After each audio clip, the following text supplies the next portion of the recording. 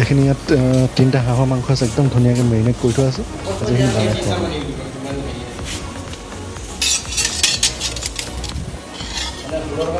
আদা পেষ্ট পিঁয়াজটো অলপ ৰঙা হৈছে, এতিয়া ধুনীয়াকৈ ইয়াত লৰাই দিয়া হ'ব। দেখিছে মিহি মিহিকৈ লৰাই দিব। পিঁয়াজটো দেখিছে অলপ ব্ৰাউন কালাৰ হৈছে। ৰচুন পিঁয়াজটো ইয়াত দি দিছোঁ। লং, ইলাচি আৰু ডালচেনি দিয়া হৈছে।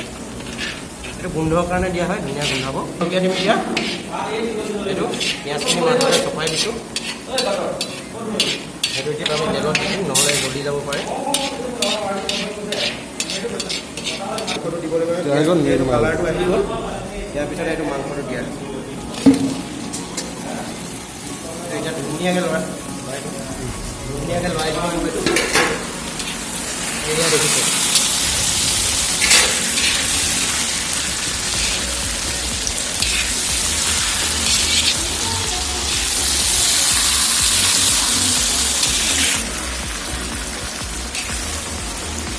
ধুনীয়াকৈ লৰাব লাগিব এতিয়া।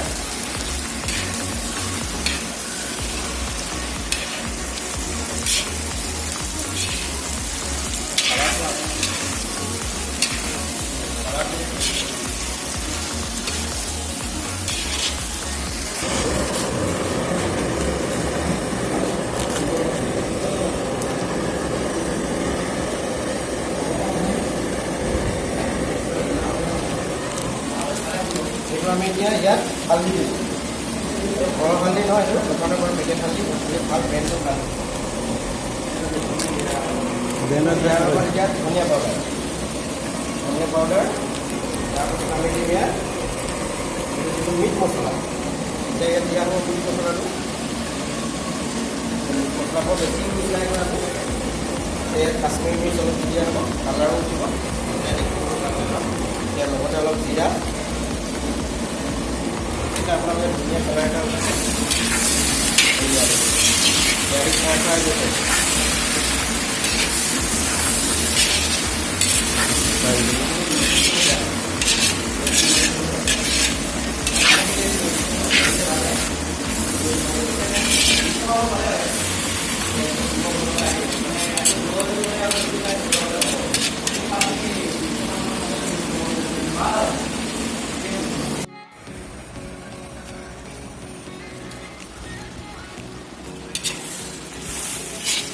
আকৌ অকণমান সময় মূৰত পুনৰ আকৌ এবাৰ লৰাই দিছোঁ। দেখিছে আপোনালোকে একদম ধুনীয়া কালাৰ এটা উঠিছে, দেখিছে নহয়। ইয়াত আলু কোমোৰা দিয়া হ'ব। এইটো কোমোৰাটো ইয়াত দিয়া হ'ব। এইটো দেখিছে ধুনীয়াকৈ ডাঙৰ ডাঙৰকৈ কাটি থোৱা আছে।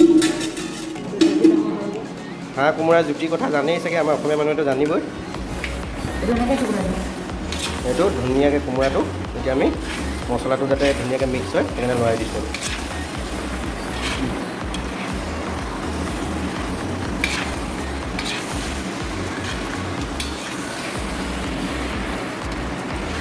এতিয়া মেইন বস্তু নিমখটো দিয়া হৈছে। অকণমান দেৰিকৈ দিব লাগে নিমখটো, সেইকাৰণে আমি অকণমান দেৰিকৈ দিছোঁ। পানীটো ওলাই যোৱাৰ পিছত দিব লাগে। কিন্তু নিমখ ধুনীয়া, আপোনালোকে নিজৰ সোৱাদ অনুযায়ী নিমখ ইউজ কৰিব, মাংসৰ পৰিমাণ অনুযায়ী। এতিয়া আলুটো দি দিয়া হ'ব ইয়াত। এয়া আলুটো দি দিয়া হৈছে। তো 3টা হাঁহৰ কাৰণে ধুনীয়াকৈ আলু দিয়া হৈছে। এতিয়া লৰাই দিয়া হ'ব ধুনীয়াকৈ। ধুনীয়া কালাৰ এটা আহিছে, আপোনালোকে দেখিছে।